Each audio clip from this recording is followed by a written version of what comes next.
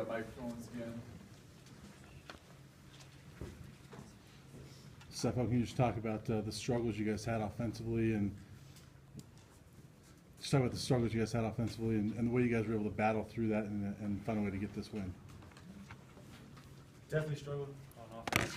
It definitely starts with me, and I will be the first one to say that. I will be the first one to take the blame because the quarterback touches the ball every play, and for the majority of plays, has a big deciding factor on how the outcome of each play will be. And so, as an offense, we need to be better. We need to go back and look at film and see what we can do better as a whole. But overall, just happy to get the win, and I think it's a good testament that good teams really find a way to win, even when you're not playing at your best.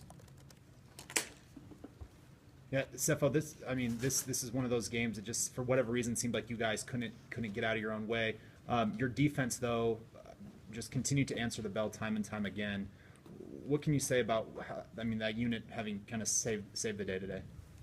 Yeah, definitely. They played very well against Stanford. They played very well again against UCLA tonight, and it's just a testament of their hard work over the summer. I went against those guys for a long time now, and I've seen them grow, and they're very good now, especially our secondary. I know they give up a couple deep passes, but as a whole unit, they're doing really well, and just carrying the team right now. And it's great for the team, but I think if the offense can get firing on all cylinders, we can make it a lot easier on ourselves. Sefo, you got knocked out of the game. What injury did you have? Did you have to kind of lobby your way to get back in the game, or was it just a minor injury? Sprained hangnail on my finger. No, I'm just kidding. Just a little stinger. It's nothing serious. And I just wanted to make sure that I could be able to play and be able to go out there and do the same thing, even though I wasn't really playing that well at that time. Sefo, you guys just won your 7th game, which means you will finish over 500 no matter what. Does that mean anything to you? It does. With all the negatives that tonight brought and with the amount of negativity on offense especially, it's great to be 7-2, and it's a lot better than being on the opposite end, 2-7, and just trying to fight for respect. And so there's a lot to learn from this game, but to be able to keep going in the right direction, no matter how small the step is always a great thing to see. Sefo, just wondering, it's one thing to struggle on offense, but just wondering as a leader on the team, what you kind of thought of the sloppiness, the turnovers, and maybe some of the 15-yard penalties after the whistle, what you might say to the guys about some of that stuff. It's sloppy. If you want to be a Pac-12 championship team, you can't be doing that stuff. And I had a couple times too where I kind of got heated because people were doing extracurricular things underneath the pile, and that's unacceptable as well. And I'll be the first to admit it. And so, as a group, as a team, we can't let other people get underneath our skin because ultimately we'll just end up hurting ourselves and hurting our chances. Sefo, there was a drive there in that third quarter where the face mask penalty was called on you, and it looked like you looked right at the ref, kind of screamed at him, and he didn't even throw the flag. At that point, were you just going to march it down the field no matter what? I shouldn't have turned around mid-play. I don't know what I was doing.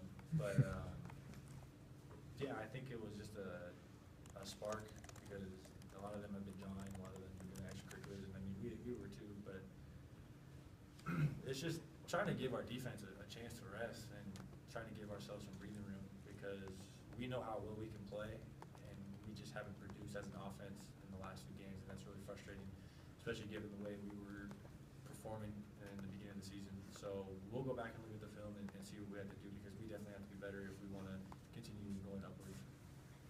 As you mentioned, it is 2 games in a row. Why do you think that this is happening to you guys? Do you think teams are catching up to you guys? They're figuring you guys out and you guys need to adjust somehow? I think it comes down to execution. Tonight was just sloppy. Right? It was pure sloppy. There's nothing that UCLA did that was mind-blowing to us. Against Stanford, we really moved the ball up and down the field, just a matter of punching the ball in, kind of like last year at UCLA.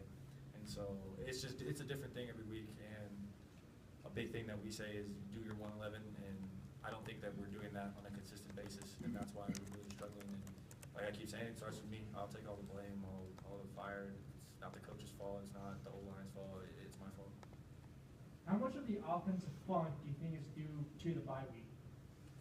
0. I just think that as a unit, we need to come out there and be able to execute. It doesn't matter what front they put up. It doesn't matter what coverage they run. We just have to execute and be able to adjust on the fly. And we're really, I guess, struggling in the last 2 games to be able to do that. And it's really frustrating, but we'll go back on film and look and see what we can do to be better against Arizona next week. With the discipline and the sloppiness, how concerned are you about kind of where the team is and maybe how they respond? I'm not worried. We'll fix it. I'll fix it, and the captains will fix it, because we will not let this season be taken away from us, from our own harm, from our own misdoing. So we'll fix it starting tomorrow, because it's unacceptable as captains to have that on the team. It's unacceptable for captains to be doing it, and so we'll definitely fix it tomorrow. Just wondering, when the offense is having a little trouble, what the relief is like when you see Oliver make a play like that on special teams to put you guys ahead by 10? It's probably the first time I smiled all night, to be honest.